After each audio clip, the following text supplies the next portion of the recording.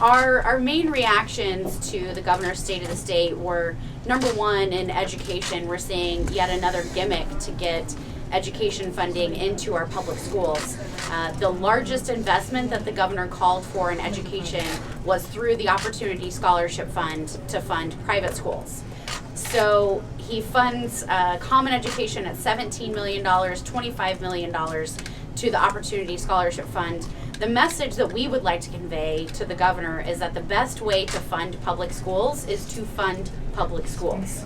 Stop the gimmicks, Governor. On healthcare, I've already spoken a lot about this, but I thought it was telling that the governor was talking about being in Washington, D.C., because that's exactly where this plan is coming from. This is not an Oklahoma plan. This is a D.C. plan. This is something that the Trump administration is rolling out and using Oklahoma as a guinea pig for. And frankly, our citizens deserve better than an unproven program. We have something that works already in 36 other states. The governor said that we deserve something we don't deserve something that has failed. We don't know if it's failed in Oklahoma because we haven't tried it. It's worked in the 36 other states where Medicaid has been expanded without all the gimmicks. Let's do the same here. On criminal justice reform, we heard a lot of what we've been hearing, and that's a lot of patting each other on the back, patting ourselves on the back for the progress that we've made. But we have so much more to do. We didn't hear anything from the governor on mandatory minimums. We didn't hear anything from him on reducing recidivism rates. We didn't hear anything from him on mental health funding, substance abuse funding. And finally, I think the last big point that we would like to make is that we are offended by the governor completely minimizing the impact that our tribal nations have on the state of Oklahoma. He talked about one small portion of what the tribal nations do in Oklahoma, the exclusivity fee, but I would implore the governor to go look at rural communities across the state where tribes are investing in education, they're investing in healthcare, they're truly keeping communities alive.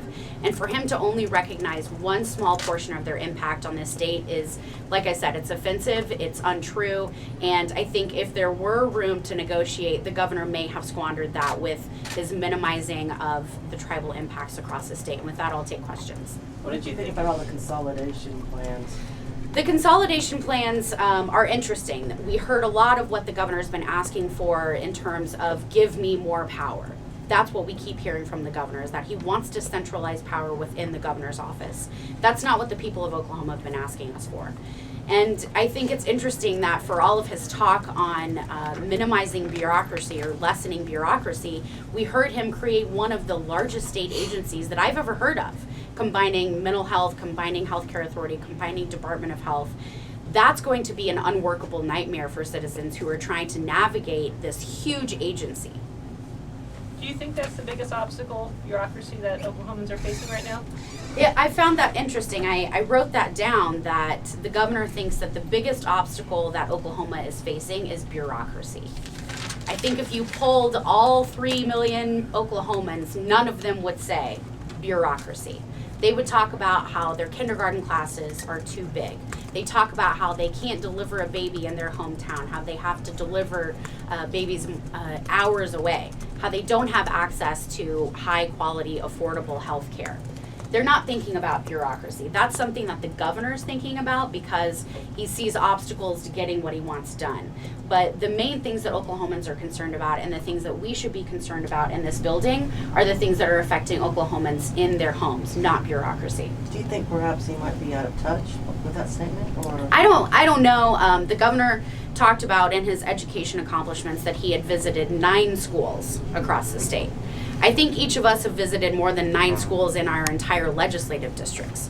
So I think the governor needs to get out of Oklahoma City more. I think he needs to get out of this building more and see what's actually going on in our communities across the state. We certainly are doing that.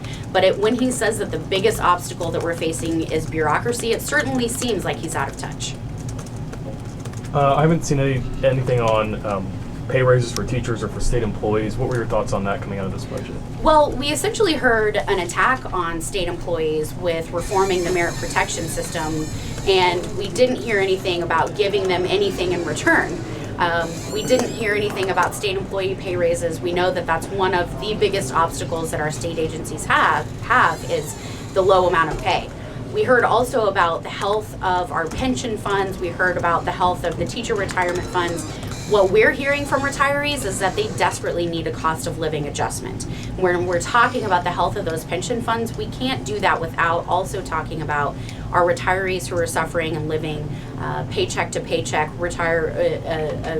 cost of living adjustment not happening for several years now. They're suffering, and they're not looking at the health of their pension funds. They're looking at the health of their own bank accounts. Now that you know the governor's budget and his plans for the future, what's kind of your overall strategy going forward now? Well, I think with the rollout of our legislative agenda pretty soon, we are going to be offering a pretty stark contrast.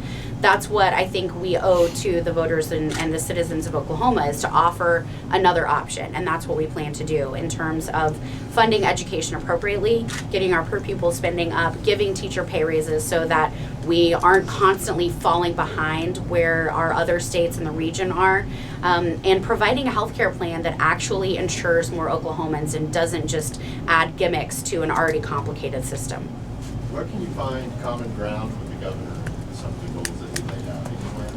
Yeah, I think the governor has his heart and his mind in the right place on criminal justice reform. We've seen some big steps forward in that. We appreciate the commutations that he signed recently, and his efforts and the First Lady's efforts in finding jobs and employment fairs for those people who are getting out. And the licensing reform conversation that he talked about is a big part of that, making sure that people have access to occupations when they get out. He also mentioned surprise billing, Representative Marcus McIntyre's legislation on surprise medical billing. I think that's something that we filed legislation on as well, and we'll be looking forward to working with him on.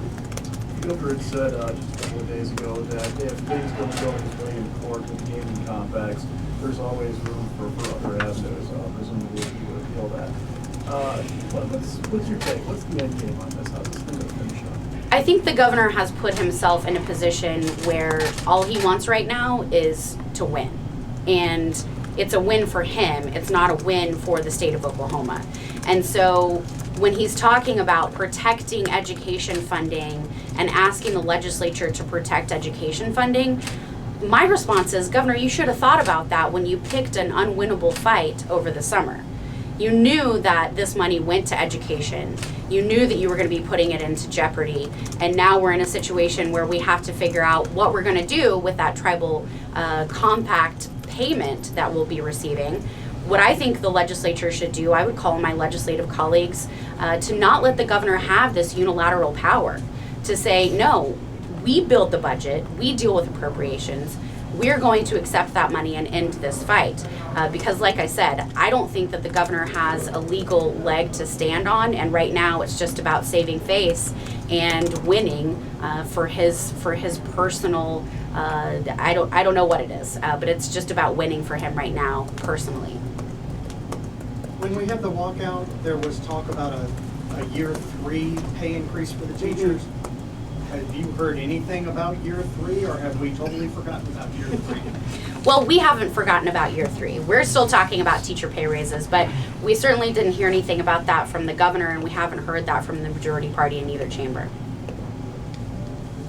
Do you think that this battle with the tribes could filter down in terms of like the governor actually accomplishing some of his legislative priorities? I mean, is it, or is it separate? I mean, some of the goodwill that he talked about last year with his Republican colleagues and everybody kind of working together. Do you think that might be strained at all with this fight with the tribe? I think it has to be, because we have a lot of rural Republicans in the legislature whose towns and communities are almost completely supported by whether it's tribal gaming or another tribal industry or something that the tribes are providing. So I think when the governor attacks the main economic driver in their districts, of course that's got to put a strain on things. And again, the governor should have thought about these things before he picked this fight.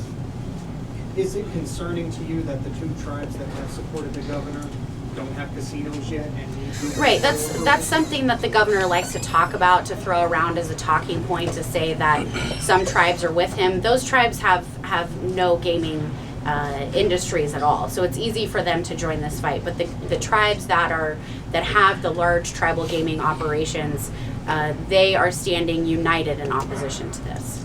Do you assume he may have promised them approval for a casino because they need gubernatorial approval? I couldn't speak to that. The reversion back to the topic of government bureaucracy.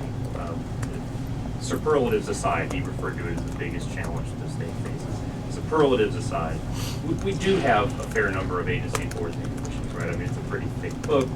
We have more than 500 school districts. We have large healthcare agencies that have to interwork together. And I don't know about the rest of my colleagues, but I do get actually quite a number of calls about, hey, this agency isn't working for me.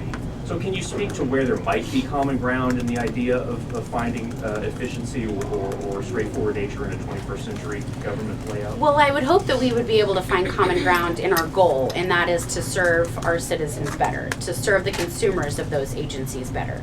But what we're hearing from the governor is a lot of abstract, again, political talking points. We're hearing these buzzwords. We're hearing about 35% cut in regulations. We're hearing about repealing 2 regulations for every one that we create. I haven't seen any evidence that supports that that's what we need to do. This is I think it's a lazy way of going about things by using all these talking points. We're happy to sit down and talk about agencies that can serve our citizens better. But the fact of the matter is most of our agencies are still suffering after a decade of budget cuts, and we're nowhere near back to where we need to be. Thank you. It is a census year, and a lot of your districts come from the big city areas where we see population growth. Are you in defense mode trying to protect your districts, or how are you moving forward with the current census, especially with Republican control of? Right. Well, there doesn't seem to be any coordinated state effort on the census, and that's unfortunate, but our members are doing their best to work in their individual districts to make sure that their citizens are counted. I know Representative AJ Pittman has been doing a great job of that in her district in Northeast Oklahoma City, and many of our other members are going to be doing that as well. All right, thanks everybody. Thank you.